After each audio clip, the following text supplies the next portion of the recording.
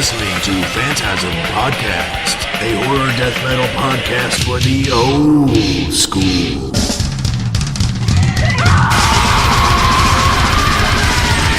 Join your hosts Gorechrist and Dr. Vincent West as they stuff horror movie reviews and death metal interviews all in one body bag. Listen on iTunes, subscribe on YouTube, and like on Facebook, and head over to StageDiverRadio.com for more. This is Dave from Gorechrist, and you're listening to Phantasm Podcast. Yeah! Phantasm.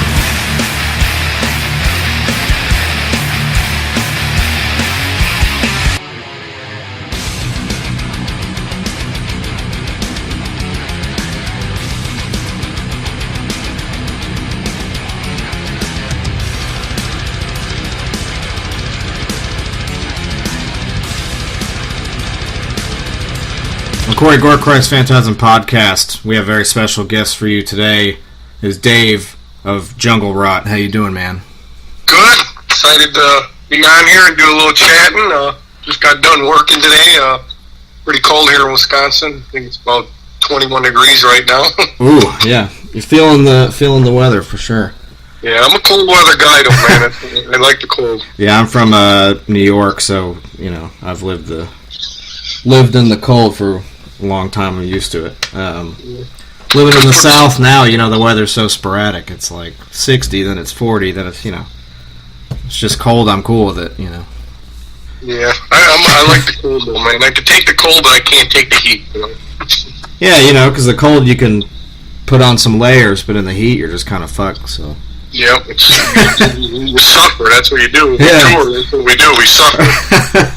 It's a little miserable. Got a lot to talk about. Definitely want to get into the self-titled album. It came out back in July, but it's still hitting. More people are getting into it as goes into the new year. You guys made a lot of the people's top albums of 2018, so congrats on that and all the. Yeah, I'm really excited for that, man. Yeah, you guys got a lot of really good feedback and buzz coming into the new year, so it's looking good for Jungle Rot. I'm definitely excited for you guys for things to come. But if you don't mind, for the younger viewers who may not know about a little band called Jungle Rot, it started, way back in the early 90s, if you want to do a brief history of the band for us. Well, I get to ask quite a bit. I get asked that question. I mean, we started in 95. I actually joined the band in 95. They had it going before that. And, right. I joined up in 95 and pretty much been fighting the fight ever since, man. We got 10 releases out, last 4 with Victory. I mean, ever since we signed the Victory, we've been taking off, and I think the newest one is by far the best and has the most momentum we've ever done till date, Oh, yeah. I mean, when I heard it, I was blown away. I loved, I'm an old head, so I've, followed you guys since when I started getting into death metal around, so I'm a younger guy, but whenever I started first getting into it in the mid-90s and stuff, I've been a Jungle Rot fan since. But seeing you guys get to the point where you're at now with this record, it's just amazing. You guys have definitely just been getting better and better, and your sound is so much more profound. And I guess it started with Kill on Command. That album was so great. Exactly. Exactly. I think that's when everything started coming together. I think we got signed to Victory and finally had a label that was behind us that believed in the band, and finally had a label that was going to put money behind us. We've seen that, and right. We went in and recording that album, and going into that, everyone had a title, had a job. Up until then, I was writing all the lyrics, I was doing everything myself. But going into that, we started handing stuff out. Jimmy started handling the lyrics more. I did all the writing of the music, and Jeff got really involved with the Pro Tools. We ended up buying a Pro Tools system at that time, doing all the writing on the computer and not so much getting together in a jam spot. And I think ever since we found that, that's exactly what we needed, and it's never been stopping since then, man. We just took off. Yeah, I think that's what we did. We found our niche that was right, and I don't know how to explain it. It just all comes together. I think it's just a lot more easier for us to in a lot of bands today, just to sit down and just sit in a more of a quiet room and just have one guitar player playing and, using the computer to put the drums to it instead of the years of the noise and the jam spot and the noise. Right. And I think that's what we found out, man, and it's a lot funner and easier, Yeah, you can definitely tell that you guys are just have a better way of doing everything, because it sounds, like you guys are a lot more natural and relaxed, and the album is going into Kill on Command. I remember, we were always prepared on a lot of them, previous before that, but just going in on that one, I think we made so many more demos than before, because we were doing our own demos at the time, and right. we knew exactly what we wanted, and that's how it's been for the last 4 or 5 now, man. When we go in there, it's identical to the demo, Right. There's nothing changed, and that's what you get. When you come out of there, you know exactly what you got. It's awesome. And then Order Shall Prevail I love too, and I gotta say that the merch packages for that when it came out was awesome, because I got the one from Victory, and it came with like this, it's got like this patch, but it looks like a badge, and then there's I remember that one, yeah. Yeah, and then Victory does a good job. They come up with all that, I don't know how it works. You have to label the way it works now. It's a working relationship with the label. Right. CDs don't sell, so you gotta have merch out there, and unfortunately that's what keeps the world going now.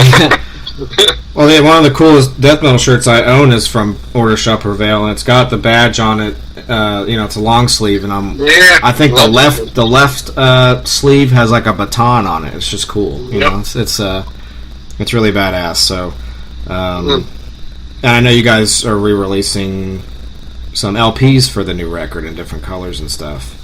Mm-hmm. So that's I'm excited about that. I don't know if it's on the second or the third pressing, so that's already a good sign already, Yeah.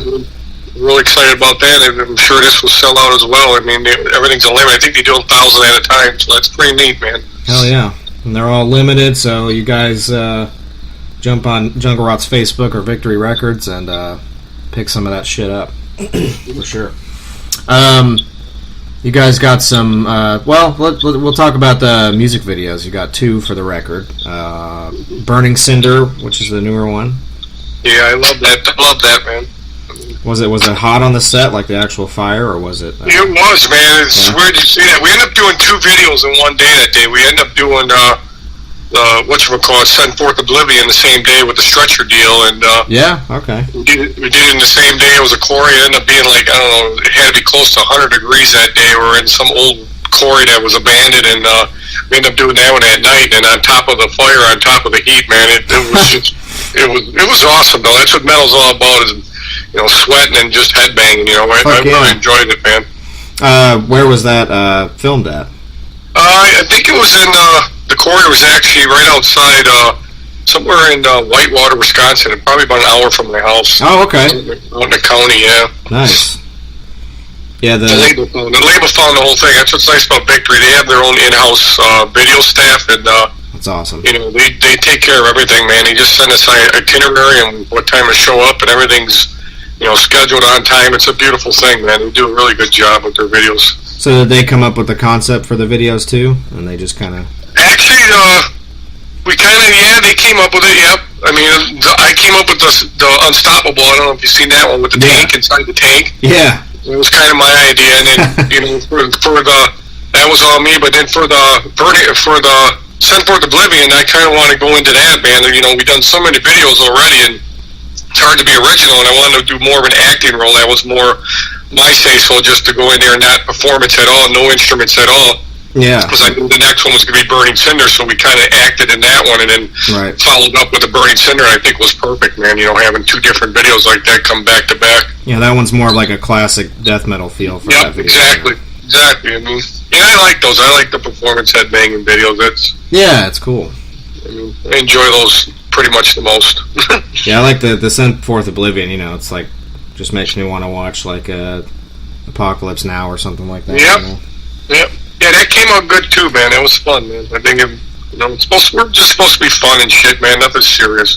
Well, yeah, if we could, we'd give you an Oscar nomination, but unfortunately we can't. It was fun acting, though, man. I hope I can act again, man. We were trying our best acting in that. I think we looked pretty good, man. Yeah, it worked.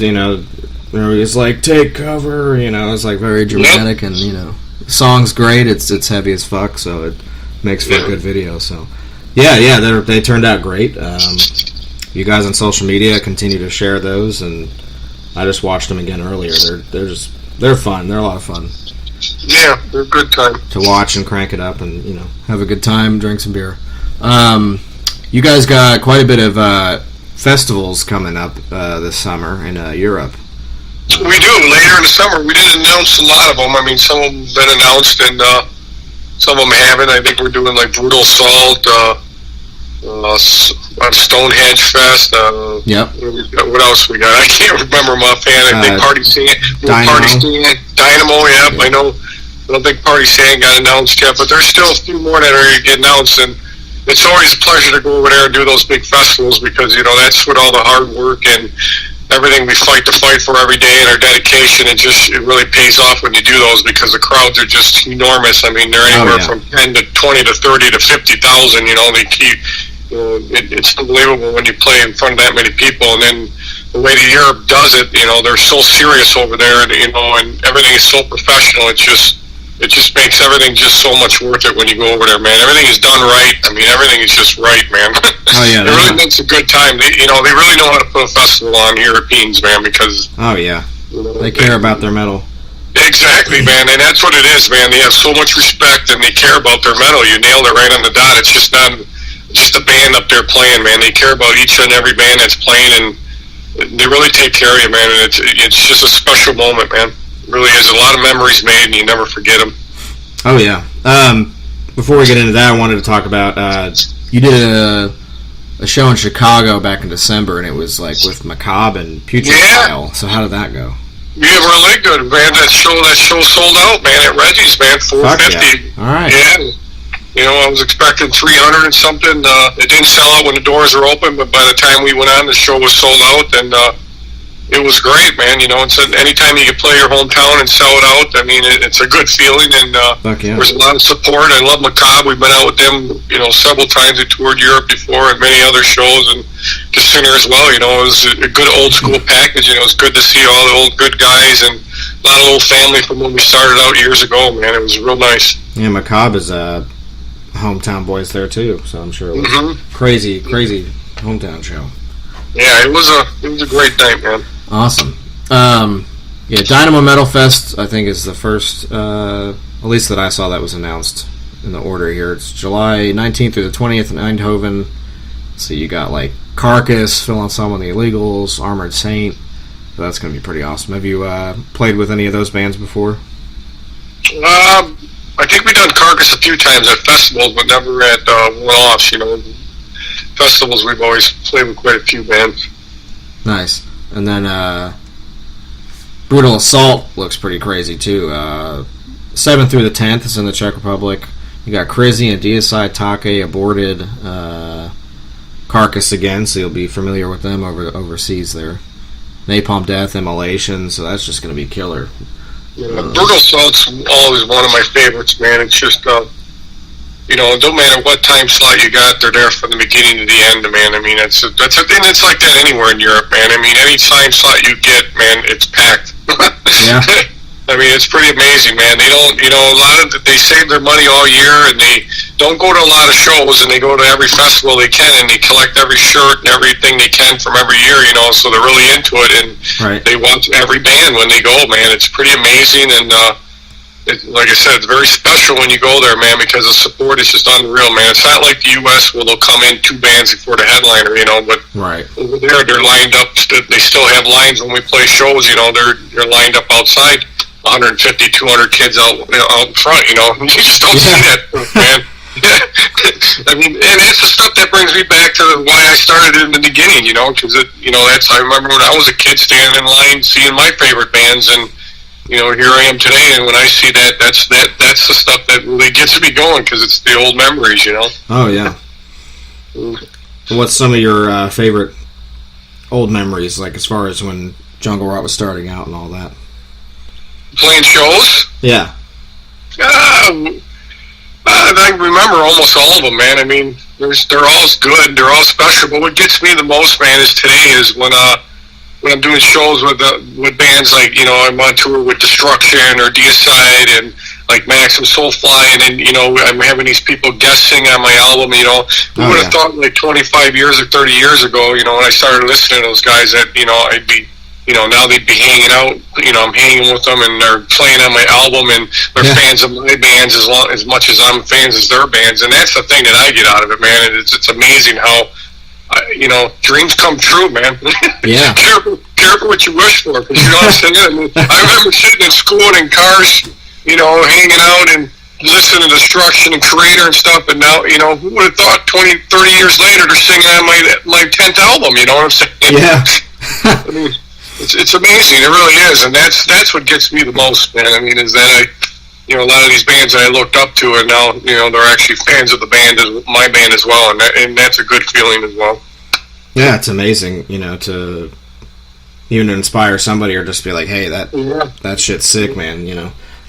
That's a really cool feeling. You get a similar feeling from doing this podcast, you know, like I used to be the kid that would wait around by the bus to wait for the bands just to get like a picture or just to say what's up, say great set or whatever. And then some odd years later, it's like, I'm already good at this, you know, might as well just take it to the next level and actually, you know, put something out there for other fans to do. And talk to all these amazing people I've been fans of, you know, since I was like 9 years old, like Jungle Rot and stuff like that. So, it's definitely similar. You know, you make relationships with them, and you know them, and it's pretty special, man. yeah, everything comes full circle. It's definitely nice to see that. But yeah, man, talk a little bit about the record. It came back in July, but I still feel like it's fresh. It's still hitting heavy. It's definitely one of the best death metal releases to come out last year. I didn't listen to a lot of records last year, I'll be honest, but the Jungle Rot record really stood out, the ones I did listen to. It hits really hard. It's just, you can tell you guys are in the truest form of the band at this point, and it's just very polished, very heavy. So yeah, talk a little bit about the record for us. Yeah, I mean, that's another one. I mean, we knew we were going to call it self-title it, you know, so we had to have something good. I kind of went into it before the album was done. You know, we were throwing names out and this and that, and nothing was really sticking. And I remember telling the guys when we were sitting down, we were still in the process of writing the album, I'm like, why don't we just self-title the album? And, you know, everyone looked at me and said, you know, it just seemed like it nailed it, you know. It's like, in my way, we kind of like deserved to call it a self-title, you know. Right. If there's so many more years, you know, we earned it, you know what I'm saying? If there's so many years being around, it's like we earned it to be, you know, we done the great titles. We did Order Shovel Bill, we did Kill on Command, we did all these great titles, and we never did just the Jungle Rot, and I think it went perfect, man. You know, it's balls these people, you know, I remember when we first put it out, self-title, everyone has their opinion of the self-title, like it's the end of your career or the beginning of your career, whatever, but that's not the way I look at it, man. You know, I look at it more as something as a statement into who we are, and the name should say it all at this point in our career. And I think it capitalized well on the album. The cover itself, the cover is sick, man. You gotta admit that, man. Yeah, it's fucking brutal. I love it. I mean, we've been doing the last 4 ever since we hooked up. I mean, it's the last 5. I actually did. I met Gulia. He's I can't say his last because something. I don't know how he says his last name. Yeah, it's a little yeah. Yeah, he's Bulgarian or something like that. Very nice guy. He's came out to a couple shows and seen us. I think it was in Budapest or something. Wow. When we were over there. But I met him when we were on a different label, and he did the first album cover, What Whores Await, and we were blown away by that, man. I couldn't believe his work. Yeah, it's just amazing, man, how good his work was. And the beautiful thing about him, man, is we don't even give him an idea or nothing. We just send him a title, and he just comes up with it and nails it every time, man. Damn. I mean, the guy is just multi-talented, man. I mean, it's unbelievable. And the last one, I remember sending it to him because we can't, you know, that's one of the special things too. Not only putting out new music, but the new album, you know, your new cover. You can't wait to put a new cover out. You know, that's a big thing as well when you for a band every cycle the cover how you're gonna appear the next time, you know. But I remember calling him up and texting him and saying, yeah, we're gonna self-title the album Jungle Rot. And I remember he just got back to me and he goes, I see, just a talking title, Jungle Rot, I see. And I'm like, all right, we'll see what you come up with. You know, like 3 weeks later, he sends me the rough as hell, kind of, but I knew exactly what he was going with, man, and it was just, I couldn't believe it, man. It was just jaw-dropping, man. He's topped every album cover that he's done, man, and I think, and that's hard to do, man. Everyone has gotten better than the last, man, and that's pretty amazing, man. Oh, yeah, the gas mask and the dude's drowning in blood and like a, jungle, it just looks nuts. The colors are great. The logo looks fantastic. Yeah, everything is just pops, man. And like I said, the name says it all, and the music on top of it, man. It was just a well-rounded package for the new album, and I couldn't be happier, man. The songs, I think every song on there is a killer. There's not one filler in there. I mean, top it off with the structure. I mean, with Schmear singing and the cover with the Creator. Oh man, you couldn't go wrong. I mean, is it a Terrible Certainty, right? Yeah, exactly, man. That's one of the ones that I always wanted to do. That song. I like doing covers. That's one that I always grew up on. Riding around, going to high school, listening to it in the back of the car, and fuck yeah, it brings back old memories. And I think we nailed it, man. I really do. Yeah, we've had Millie and Schmear both on here, and they're both fantastic dudes. Creator had a great album. This was a couple of years ago. That's an amazing record, and so did Destruction. Putting out their cover stuff was great. But yeah, if you got a chance to play with, you said you played with Destruction before. Yeah, we toured them a few times. I mean, Creator, we done a lot of one-offs. Never got to tour with them. I wish we could, but it's hard, man. There's so many bands in order, Right. Have you got a chance to really play a lot of your new stuff live? We have. The last tour we did, when we got out with Havoc, we did quite a bit. I think we did 5 of the new ones on that, and wow. We'll probably keep it like that. I mean, there's talk if I'm seriously thinking about if we get a U.S. tour this summer, and we might do the new one in its entirety, man. I like it that much, man. Oh, that's awesome. I mean, we'll see how that goes over. I mean, yeah, right. I mean, I like a lot. Like I said, you guys pretty much reinvented yourselves, and I think to do the self-titled now is just perfect. Anyway, not to say that from here on it's going to be like this. But Jungle Rot's always been Jungle Rot. But you guys have just gotten. A game like that should always be applauded too, man. We never, we've always stayed away from what flavor of the month and what was hot and what's cool and what's selling, and we've always stayed true to ourselves. And I write for myself, I write for the fans as well, but I've always kept what we are, and I mean, it's a hard thing to do today. It really is, man. I mean, a lot of bands today, they're not around for the long jeopardy. They're around, they're disposable. Their 2-year career, and they break up, and you don't see the long haul bands, and it's a shame, man. It really is. Yeah, and I consider you guys really pioneers of a lot of different things. As far as early death metal, and I think now it shows, especially how you guys have grown and just are writing what you're writing now, and then looking back in your old catalog, like you can see how it's just gotten better and better. Mm-hmm. It's kind of like everyone's been saying. I don't like to compare anything, but it's almost like the way I heard it from a lot of the fans and a lot of the people in the industry on the last album. It's almost like our Rain and Blood album of our career. The way Slayer started with their Rain and Blood, that was the, that was the one of our career. That makes sense, Yeah, sure. But it's you guys have gotten better over time, and the new album's definitely one of my favorites of 2018, and it's still one of my favorites. I've been still jamming on it, and it's just easy to get into. Every song, I mean, there's not a song on there that somebody can say they can't get into. They got to find at least one or two. I mean, right. It's just very easy to digest and get into, and that's what we're. When I write the music, I always think of a person that, and I see it nightly. When we're on tour, a lot of people, they come up to me night after night, and I can't believe I never heard of you guys before. New favorite band? Well, yeah, how long you been around? Almost 30 years. Really, that's the fun one, But but I see it night after night, though. The way I keep in my mind when I write the music, I always think of the person that comes in for the first time and never sees us, and he's up, get them now. They're getting into it, and all of a sudden they're tapping their foot. Now they're tapping their foot, and they're banging their head. And before you know it, their fist is in the air, and now their fist is in the air, and they're banging their head, and their foot's moving, and the next thing they're in the pit. And that's how I write it. I always think of the person that comes in the door, where the first time they're going to see the band, and how they're going to remember seeing the band the first time, and usually my scene Juggernaut, it's that easy, real simplistic groove meat and potatoes metal that just takes your soul, very soul taking, and that's how I try to keep it, man. And it goes over so damn good live, man. That's the best thing about it, man. Yeah, it hits hard. Yeah. Yeah, it just sounds so good when it's live, and that's what gets them, man. We steal souls like that, man. That was your first like big U.S.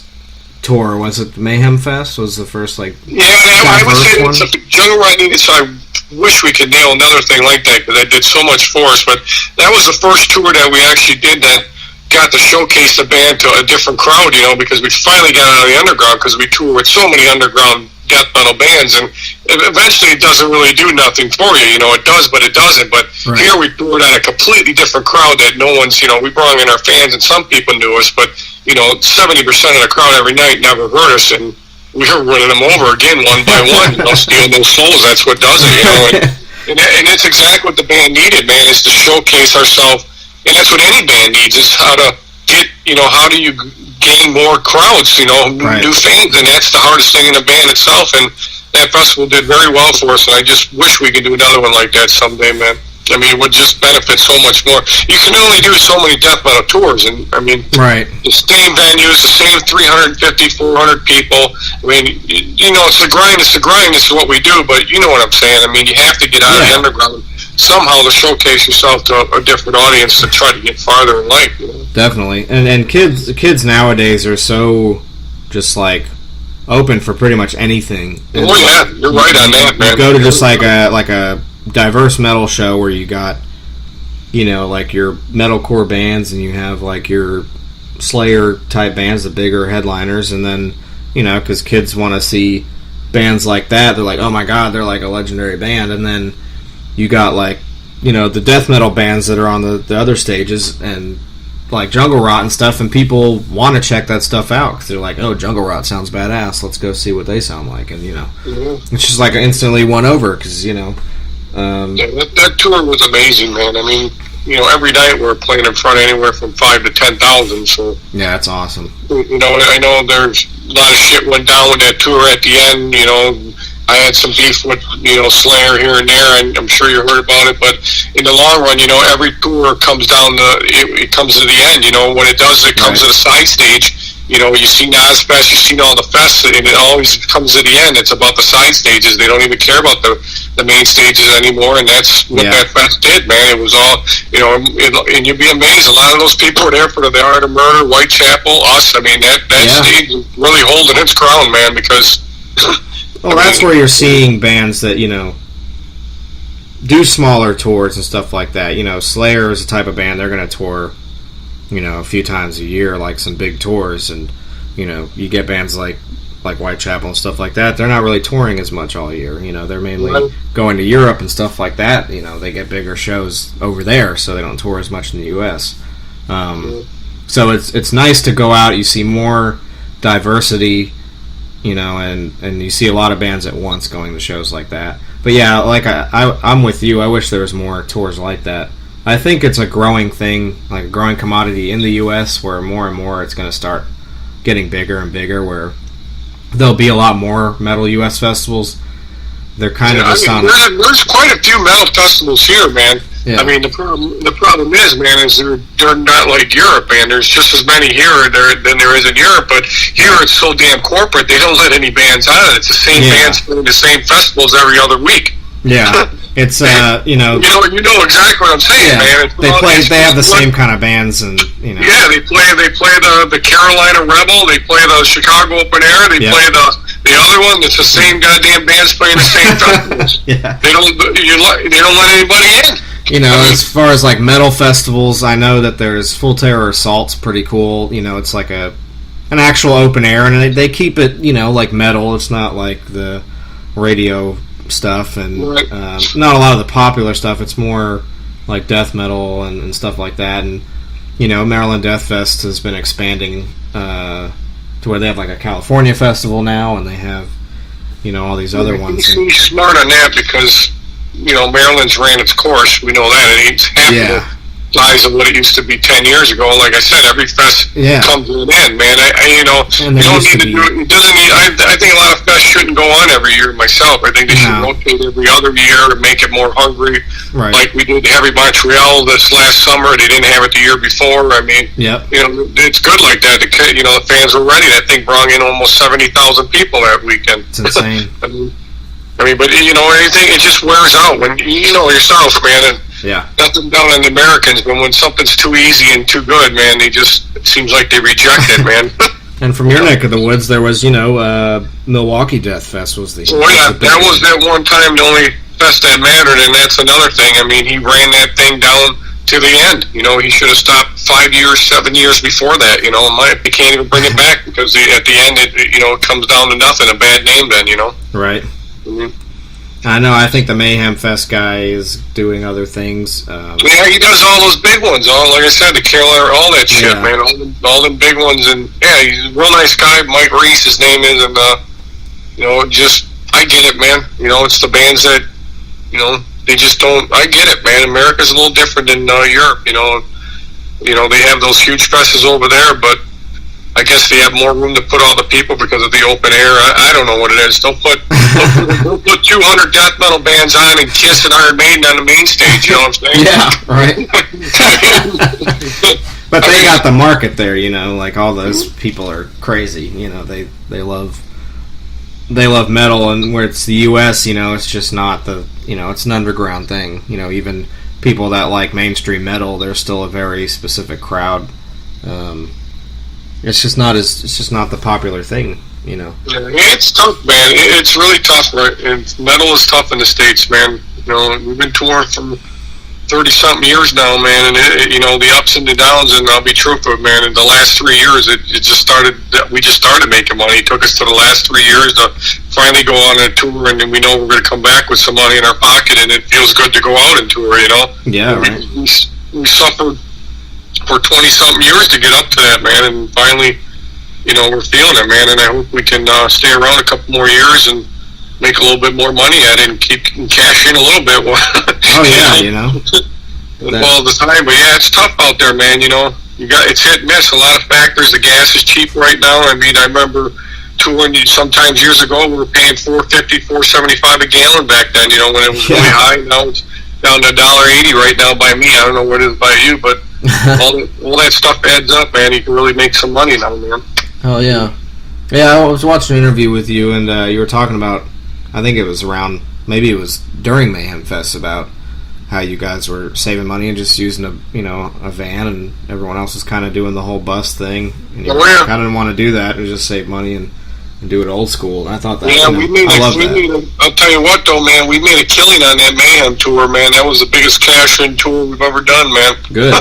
I mean, because we didn't, everyone else was renting buses and everything else, and we went in the van and roughed it out and slept in it every night, and we were doing anywhere from 50 to 70 shirts a night, 200 CDs, 150 CDs a night. It was insane, man. Hell yeah.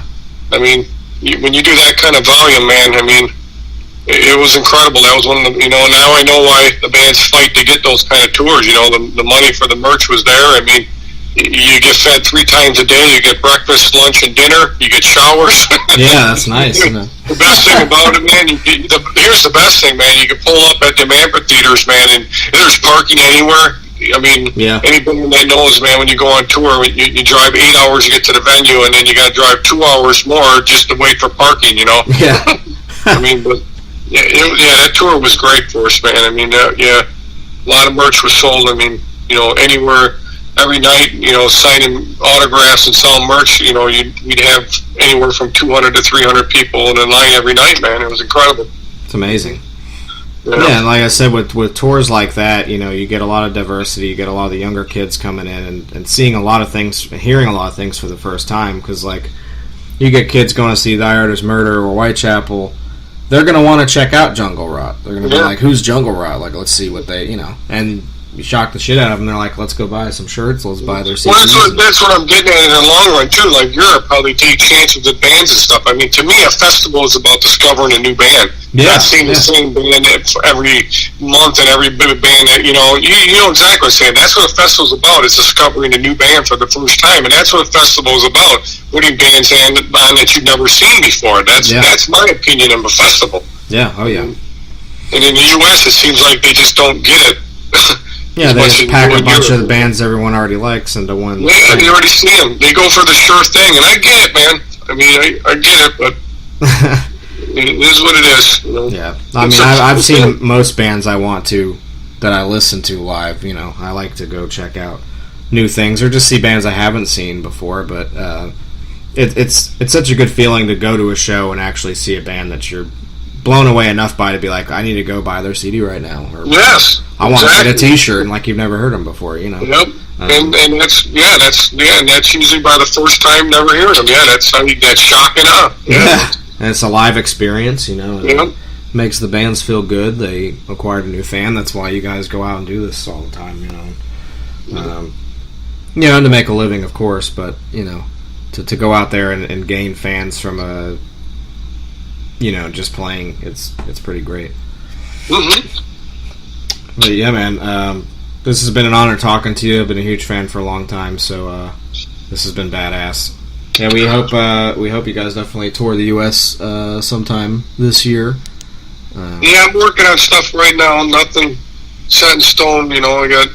But I'm pretty sure something's going to come up. There's 2-3 offers on the table, and I'm hoping one of them comes through. And hell yeah, we should have a good summer set up. I mean, I'm pretty excited about that. That's awesome. Jungle Rot's self-titled album has been out since July, but you can still go pick it up. They got some new LPs available, all different colors. They're limited, so don't sit on them. Go buy them on the Victory Shop. Like them on Facebook. Subscribe to them on YouTube and watch their videos. Dave, this has been amazing. Thank you so much for coming on. Yeah, I had a good time talking to you, and I hope everything goes good with you, and you can meet each other this summer, man. I'm sure I'll be out there soon. Fuck yeah, dude. I look forward to it. Well, thank you very much. You have a good night, safe trip getting home and everything, and we'll be in touch. All right, buddy. You take care. All right, you too, man.